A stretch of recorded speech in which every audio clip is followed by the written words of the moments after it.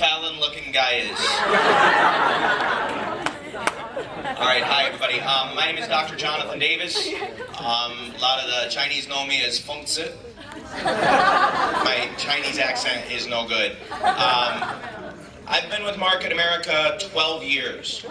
I joined when I was 4. Amber's coming to sit closer so she can throw things at me if I misbehave. I want to tell you a personal story about me and this conference. I was here 12 years ago, but when I was here 12 years ago, Market America's convention was not here. It was in Tampa, Florida. And I did not want to be there. I was a doctor. I had just spent 10 years in college. I had just worked my butt off. I was almost a millionaire when I got out of school, but it had a minus sign in front of it.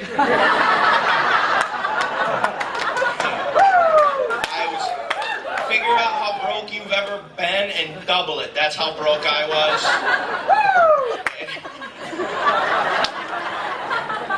He's crazier than me. So, but I did not want to be here.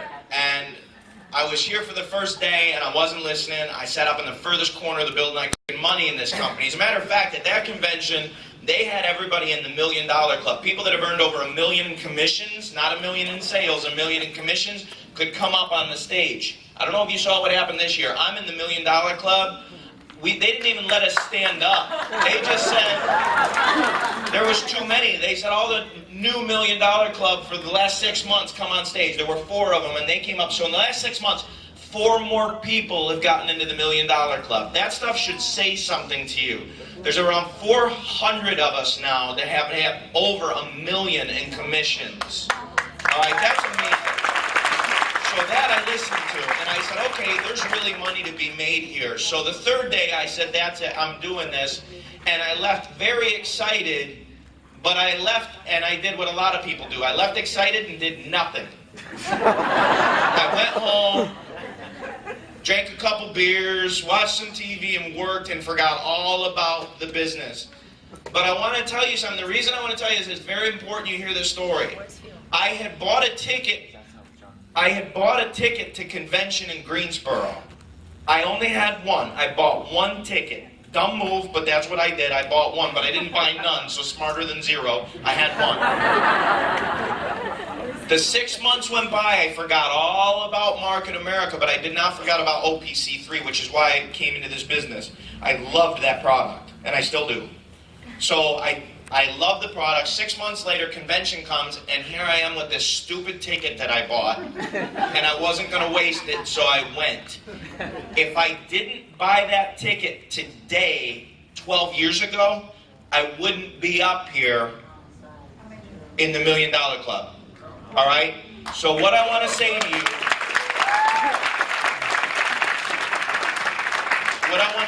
is make sure, and when I say this, it's not for me. I'm not getting paid to say this. I retired years ago and I moved down here. I live right down the street.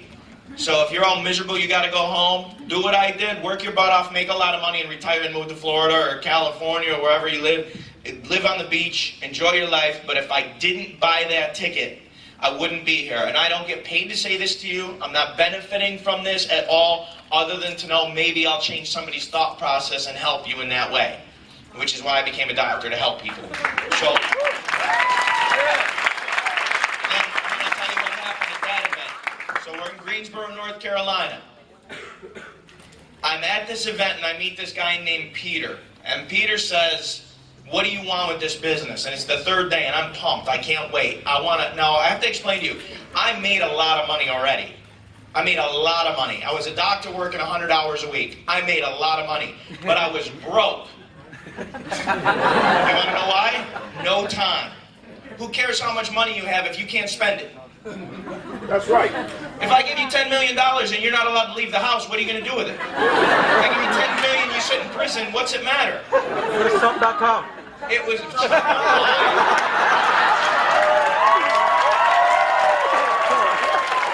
missing the point.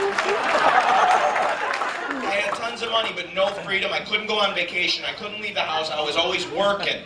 So it didn't matter that I had the money. I had no time. So when Peter said to me, what do you want? And I said, I want time and money.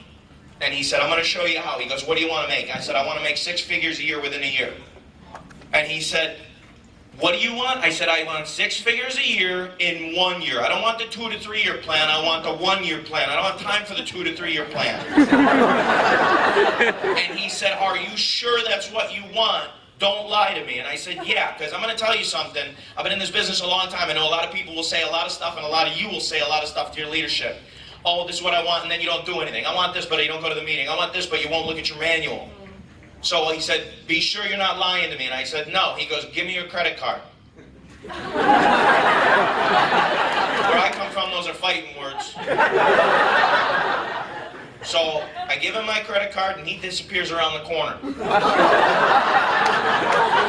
Never saw the guy again. No, I'm just kidding. He comes back 20 minutes later and hands me my credit card back. I go, what'd you do? He reaches in his pocket, and he hands me 10 tickets to this convention. So I hit him. Hit him hard. Right in the kneecap. Somebody got the joke. Alright, so I was sweating, I was crying. I'm like, what did you just do to me? I'm already broke. I'm spending tons of money on my school loans. I'm almost $1 million in debt, and you know, making a ton of money, but I'm broke and I got no time and everything else. I'm already in a nervous breakdown, and he hands me 10 tickets. I didn't even know I was going, and he gives me 10 tickets.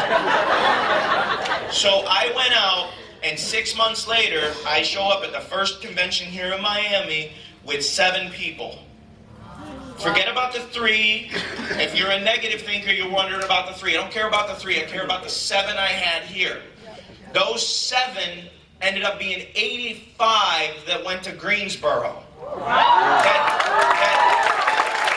turned to 350 that came to Miami the next year, which J.R. Ridinger then started paying attention to me and brought me up on stage to teach what I did. And I didn't even do it. I just listened to my boss. I listened to my mentor, which is what you should do, because you don't know what you're doing if you're new. Just do what you're told and you'll make money. When I used to call, Dennis Franks was my upline. Now, you guys are lucky you have upline, you can talk to. My upline is the Senior Vice President of Market America. He didn't have time for my calls. So if I call Dennis up and go, hey, I was thinking, I hear dead air. I'm like, what just happened? I call him back. I said, hey, what happened? We got disconnected. He goes, no, I don't want you to think. I hung up on you. You don't argue with that, man. He's a big dude. Don't think. Just do what you're told. Your leadership knows what they're doing. Now, I'm going to tell you a story. How many of you are in Amber and Michael's group? A lot of you. For those of you that aren't, you're in another leaders group, but they're all good leaders, and I want to tell you a little story about them so you know what you've got that I didn't have. When I started, we had no meetings where I was. I drove 3.5 hours to go to a UBP. I had to go to Pittsburgh. There were none in my area.